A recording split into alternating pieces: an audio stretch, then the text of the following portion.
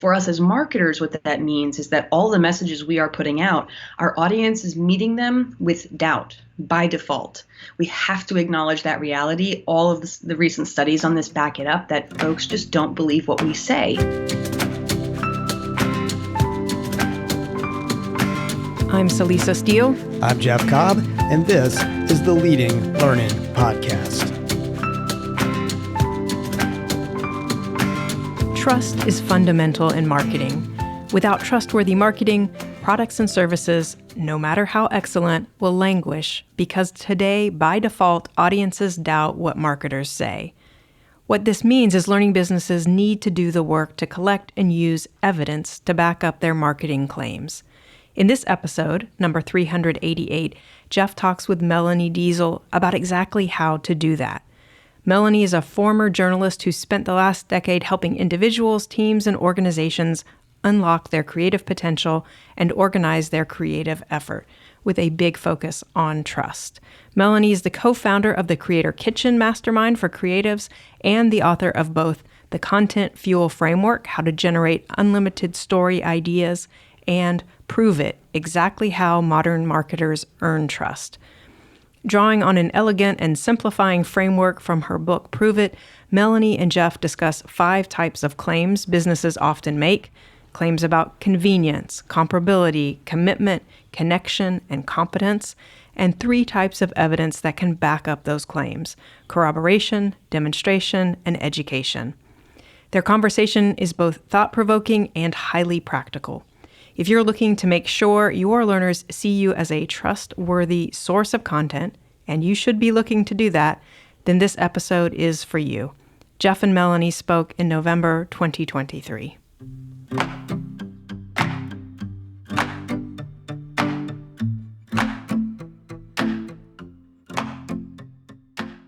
Can you say a bit more about that background as a journalist? Because I think that's so important to the work you do and really stands you out.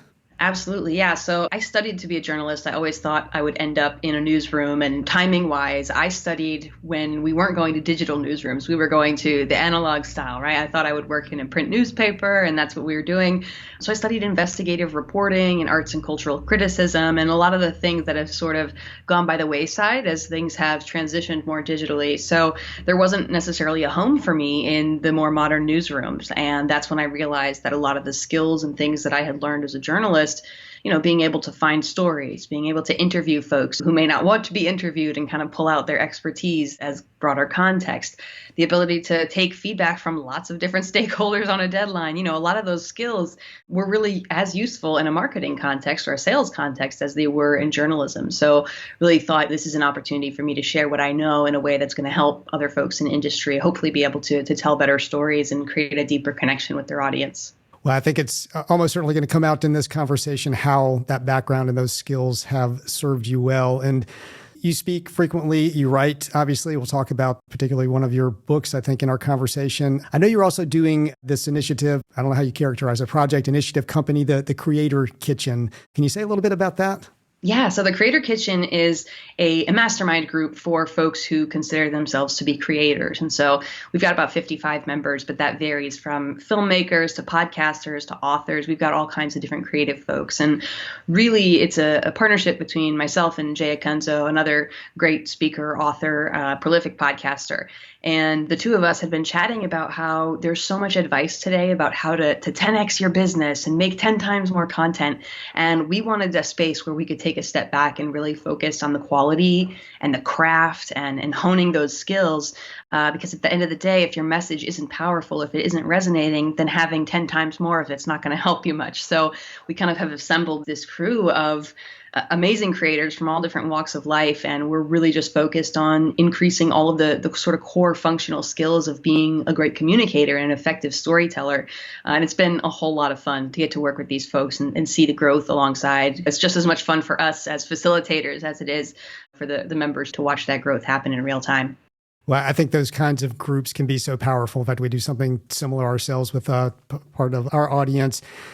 And certainly there is so much content out there that anything that's going to help to raise the quality of that content and really make it much more meaningful to people is, well, very much appreciated these days. And I know you've put a lot of thinking into how you do that effectively. And so let's dig into some of your thinking around this. And I want to first reference your most recent book, Prove It, Exactly How Modern Marketers Earn Trust. And in that, you make the point that trust is just fundamental in marketing and sales. For the sake of our listeners, could you explain what trust is in the context you're talking about? And I'll ask you to do that first, and then maybe make the case in brief for why organizations need to focus on building trust.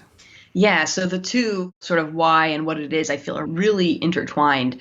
What we know from looking at data is that historically, our audience would trust the things we say as marketers. They just believed it. They thought we were giving them face value, with few rare exceptions. They thought if we're saying these things, surely someone somewhere is regulating it and it must be true. And in this day and age, in this digital first day and age, the age of fake news and AI and deep fakes and all these other things, the audience no longer has that liberty to be able to believe the things they see or to take them at face value. So for us as marketers, what that means is that all the messages we are putting out, our audience is meeting them with doubt by default. We have to acknowledge that reality. All of the recent studies on this back it up, that folks just don't believe what we say. Now, that could be depressing. We could get upset by this, but it's also an incredible opportunity to realize that if we are willing to acknowledge that fact and to build that reality into the work that we're doing, we can then create more trustworthy content. We can bring in outside sources. We can sort of peel back the curtain and show folks what's happening so they can see it with their own eyes. It really gives us an opportunity to make it so that they don't have to decide to trust us. They can see the truth for themselves, and they don't have to rely on our word as the sole source of information about our brand, our products, our services, our courses, any of these opportunities that we're putting forth. If we acknowledge that they're going to meet it with doubt before anything else, we take that as an opportunity for us to really go out of our way to provide backup for all the things we're saying so that hopefully we can build that trusting relationship with them. And it's really serendipitous because we're in the midst of some work where just this week we got some survey responses back for one of the organizations we're working with that showed that the people who are attending their events and their education do not actually view them as an unbiased source. Like that's one of the things they rated lowest in, which really kind of knocked their socks off that that's the way. But the fact is, even if everything that they're saying is truthful and valid and they're doing their job, people bring a lot of baggage to their purchase decisions these days, don't they? Absolutely. Yeah. They're not only bringing their own personal experiences and more so than in the past, they're also bringing their values and the things that they care about in the world in terms of causes and things like that. But yeah, they also have a whole bunch of past experience of getting ripped off, of having bought a course and it wasn't what they thought it would be, or ordering a product and it came and it was a cheap knockoff imitation. They have these experiences now that make them even less likely to trust us through no fault of our own sometimes. Like you said, we may be fine, upstanding citizens. We may be providing awesome products, delivering on every promise.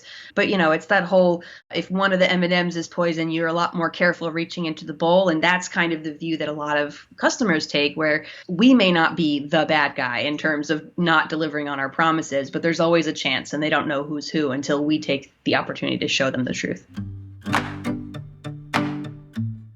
At Tagoras, we're experts in the global business of lifelong learning, and we use our expertise to help clients better understand their markets, connect with new customers, make the right investment decisions, and grow their learning businesses.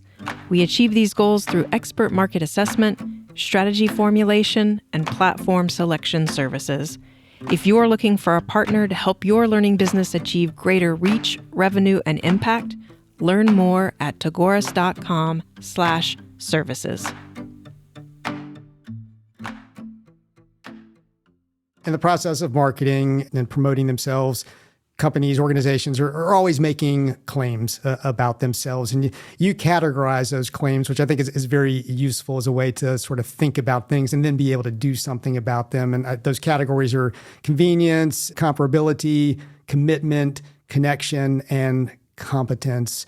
Could you give a little explanation of each of those and what kinds of claims are generally entailed in those? For sure. Yeah. So these buckets, I don't claim that they represent every possible claim type that a business can make. But what we looked at, my co-author and I on the book, is as part of that research, we looked at tons and tons of business copy and sales assets. And those, by far, those 5 categories where most of the claims we saw could be categorized. So it kind of is a useful thought exercise when you're looking for your own claims, but also identifying them in the wild, so to speak. Convenience is one of the biggest ones, and we see that anytime a business or a campaign is making a claim about something being easy, being accessible, being cheap, being quick, being simple. There's lots of synonyms sort of out there, but where we're really arguing that this product is going to in some way make your life easier, cheaper, simpler, more streamlined. It's giving that promise of like, this is going to be an easy experience to work with us. We tend to see this a lot with regards to shipping times. So, anywhere you're seeing overnight shipping or free shipping or same day delivery, those kinds of things are often a convenience promise. We see it a lot with return policies, right? That we're willing to, you have a 30-day money back guarantee. So there's very little risk, those kinds of things. But really convenience, if you have an element of your messaging where you're focused on telling folks it's going to be easy to work with you, that's probably a convenience claim that you're seeing there. So let's see, what next up we have comparability. Comparability, yeah. Yeah, so this is really where your claim is based on a comparison point to something else. And so you may be saying we're the strongest of all the options. We are the most experienced. We've been around longer than anyone else. We have worked with more companies. We have more partners, more awards, whatever it is, it's a comparison point against something else. Now, in most cases, we are comparing to a competitor of some kind, right? So we are the only accredited one. You're sort of saying that the others may not be. But it can also be in comparison to doing nothing. That's also a valid comparison, right? That in working with us, you'll achieve 5 times greater results than if you didn't work with a partner on this. So anytime that your business claim about yourself really relies on some other comparison point, whether that's a competitor, a different type of solution, or just inaction, that's a comparability claim. And you're going to have to prove that comparison is valid. Right. And then commitment. Commitment. Yeah. So this is the values point we were talking about earlier, is that increasingly, and especially with younger audiences, so like Gen Z and millennial in particular, they're very inclined to make purchases based on alignments with their own values. So that would be a commitment to sustainability, for example, to equal pay, to supporting a particular social or political cause, for example. It could also be things like diversity, equity, and inclusion. There's lots of different values that fall into this category that they may want to support only companies that offer their employees a fair wage, right? So anywhere where and as an entity, your business having a commitment to a particular value or cause is part of what's driving that desire to work with you, or part of what's making it more likely that they will return and provide loyalty to you as a business. And this is one of the categories where not providing proof is one of the most damning, honestly. Because in many cases, when we're making a values-based purchase, it has to do with our identity, right? I consider myself to be sustainable and eco-conscious. Therefore, I'm making this purchase because you are also sustainable and eco-conscious. If I find out that's not the case, that I, as someone who's sustainable and eco-conscious, have made this very wasteful purchase because you are not telling the truth, that's not just a disappointing purchase. That's like an insult to identity, right? It feels like a betrayal. You've made me do something that I don't agree with. So that is where we often see the most backlash. If you can't actually back up the claims that you are sustainable, committed to diversity, that you offer a fair wage, and all these other cause-based claims that businesses are often making. And then connection and competence. Connection and competence. Yeah. So these two, oftentimes I think there's like a little bit of confusion between commitment and connection because they can feel the same. You could be very committed to your employees, for example, or committed to your customers. But when we talk about connection, that's really a two-way relationship. So when we say connected to our customers, that's that I know your name, I know your birth date, right? You're not just a number. It's Olive Garden. When you're here, your family, right? It's a different standard. It's not just about it's not transactional, it's truly relational.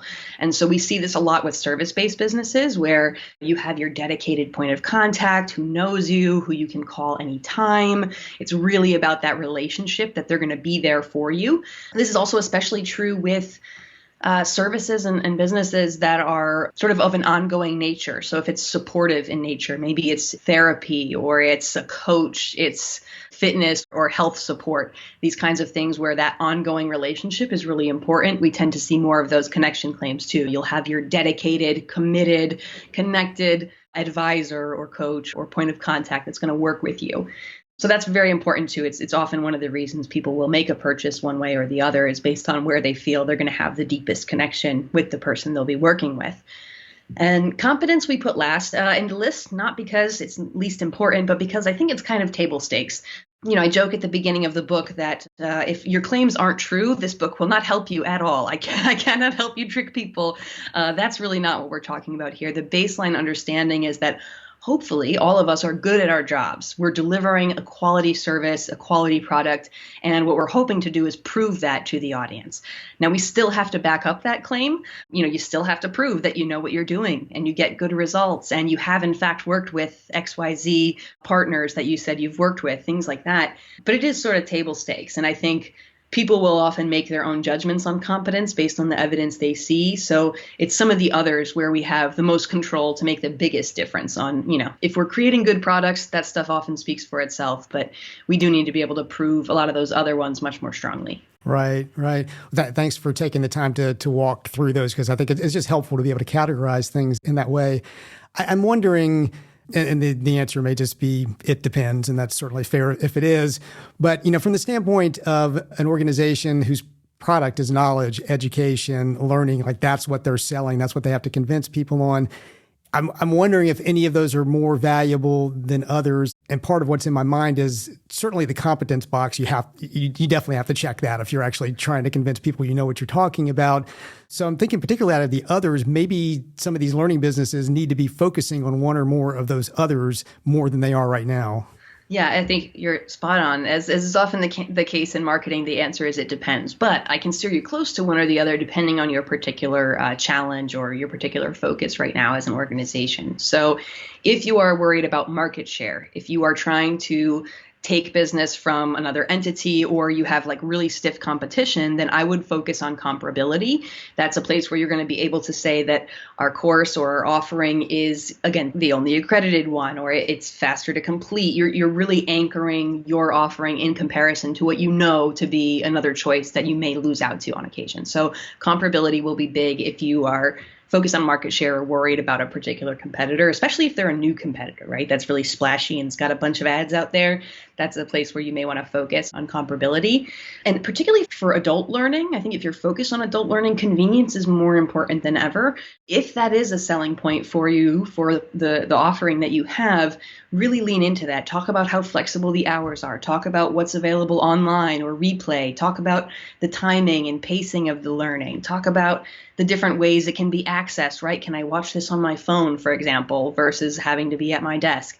I think if convenience is one of the selling points, if that's something that's important for you, then I would really be focusing on proving that out with as many backup examples as you can to help make the case that this really is something they could fit in their lives. It really is something they have time to do.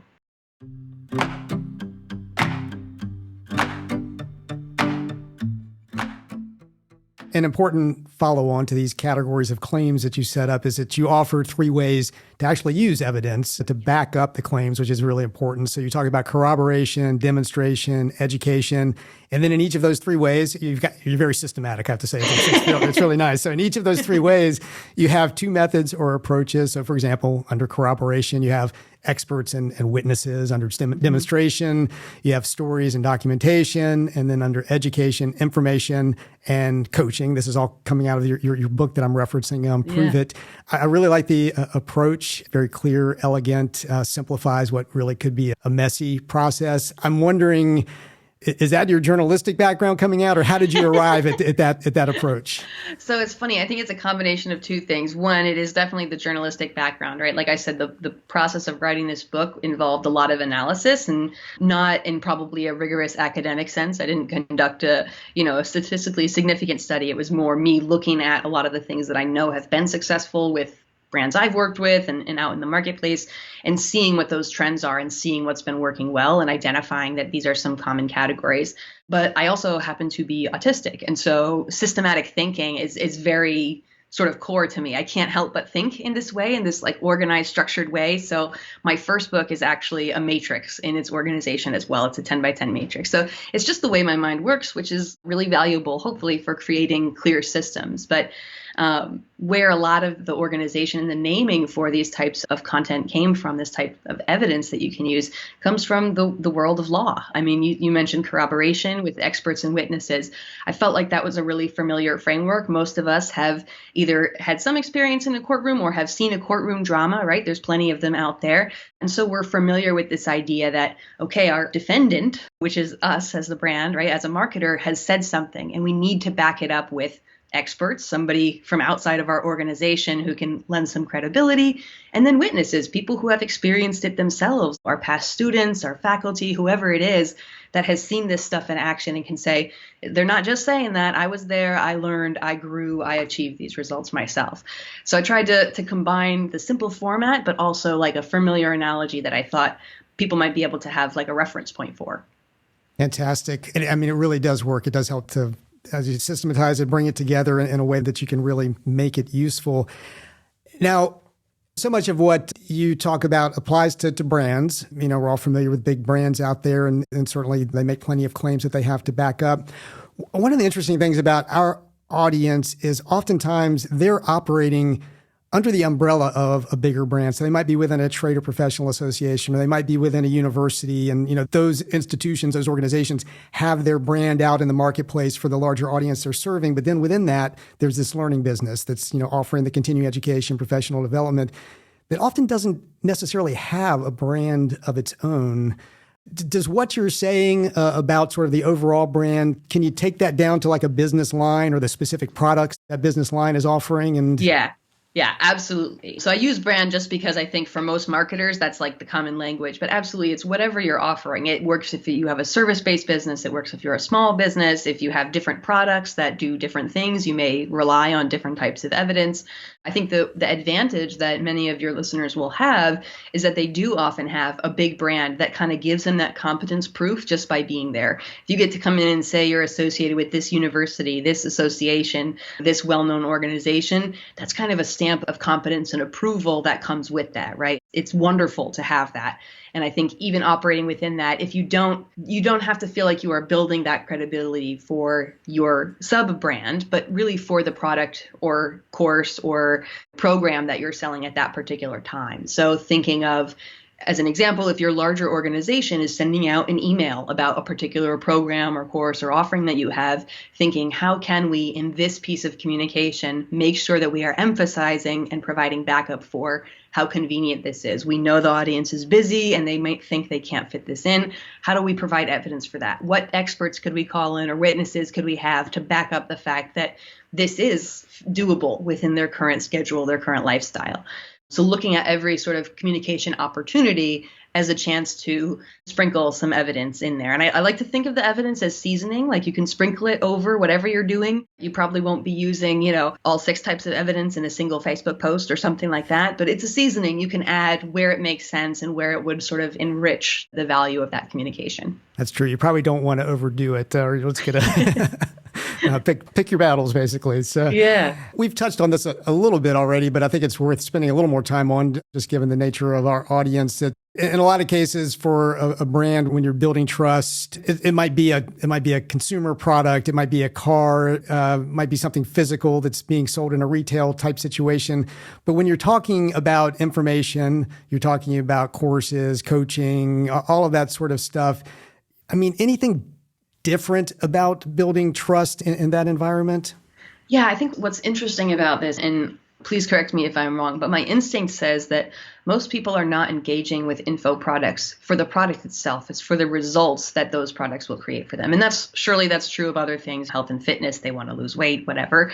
But I think particularly for adult learners especially, they're hoping to be qualified for a promotion. They're hoping to go into a new area of business, a new industry. They're hoping to advance their career or make themselves better positioned to be hired for a job. There's some sort of broader goal there that it's not really about, my goal is not to take a course, right? That's not the goal. My goal is not to get the certificate, right? It's that's a means to an end. And so I think particularly focusing on the results that you're creating. I worked with a lot of universities in terms of messaging, and we often focus on graduation rates or how many are hired within a certain period of time after graduation.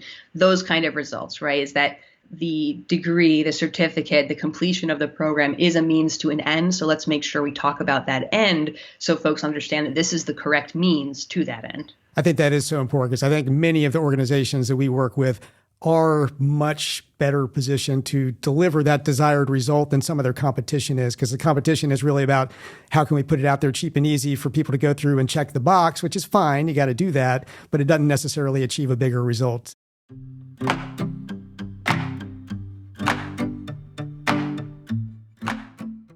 A lot is changing out there right now and impacting the world of marketing. What are some emerging trends in marketing that you think have the potential to impact how organizations go about building trust with their audiences?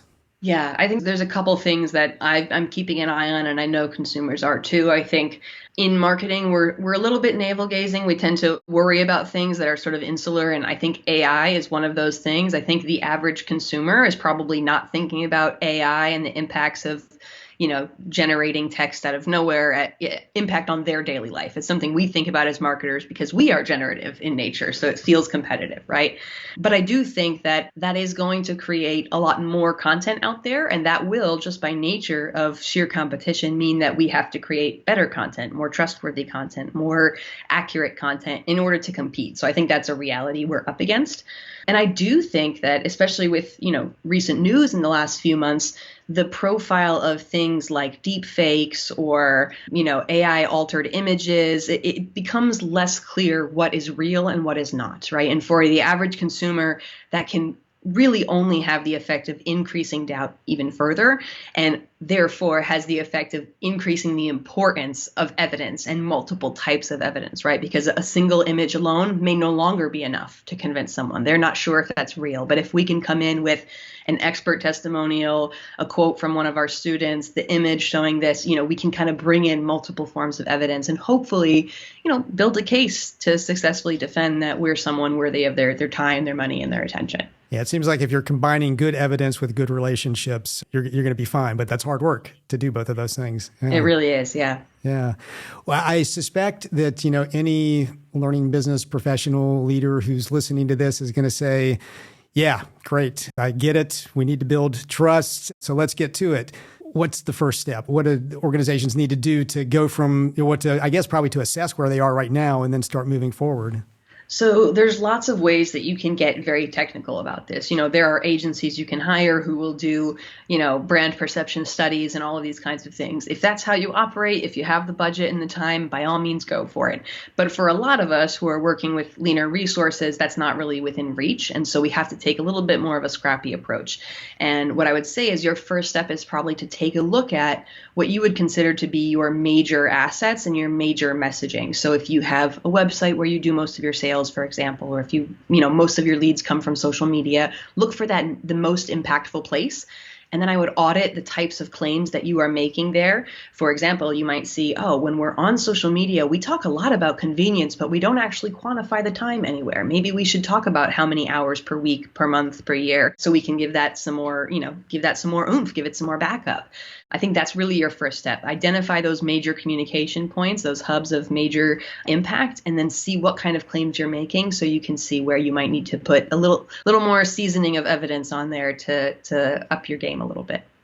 So we're all about learning here at Leading Learning. Obviously, that's the name of the podcast. And because of that, we always like to ask guests who come on the show about their own approach to lifelong learning. And I know you think of yourself as a lifelong learner. I know you are a lifelong learner. So what are some of your specific habits, practices, sources for continuing to grow professionally and personally for that matter? So I am a huge audiobook nerd. That is like my number one source of learning, probably just because I've got a little one, I'm on the go. And so the amount of time I have in the car, on a plane, wherever is much better. And I'm able to get a lot more reading done that way. So the way to my heart is usually through Audible or the Libby app. This is another one I love to tell people about. Your library likely has a relationship with the app called Libby, where you can rent audiobooks for free from your library, just like you would with a physical book. So those are my go-to, Audible and Libby. And the other thing is I have a really firm policy that if you are not getting new intake, you cannot create new output. And so for me, I try really hard to force myself outside of typical genres or, even if I read every business book in the world, I'm still going to be missing so much broader context for humans and psychology and interpersonal relationships and in history. So I feel really strongly about kind of going outside the algorithm when you can and trying to consume, whether it's music, movies, TV, books, whatever, that's outside of where your comfort zone is, because you get so much better outside context when you're mixing in new ingredients. So those are some of my go-tos for my approach to learning.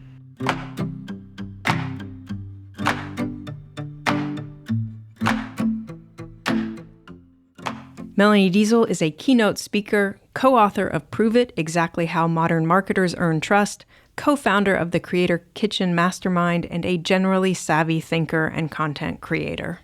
In the show notes for this episode, leadinglearning.com/episode 388, you'll find a link to Melanie's website where you can learn more about Prove It and her work in general. Jeff and I would be grateful if you would rate the Leading Learning podcast on whatever platform you use to listen, especially if you find the show valuable, because ratings help us show up when people search for content on leading a learning business. And please spread the word about Leading Learning, whether in a one-on-one conversation with a colleague, a personal email, or on social media. In the show notes at leadinglearning.com/episode 388, you'll find links to connect with us on X, LinkedIn, and Facebook. Thanks for listening, and see you next time on the Leading Learning podcast.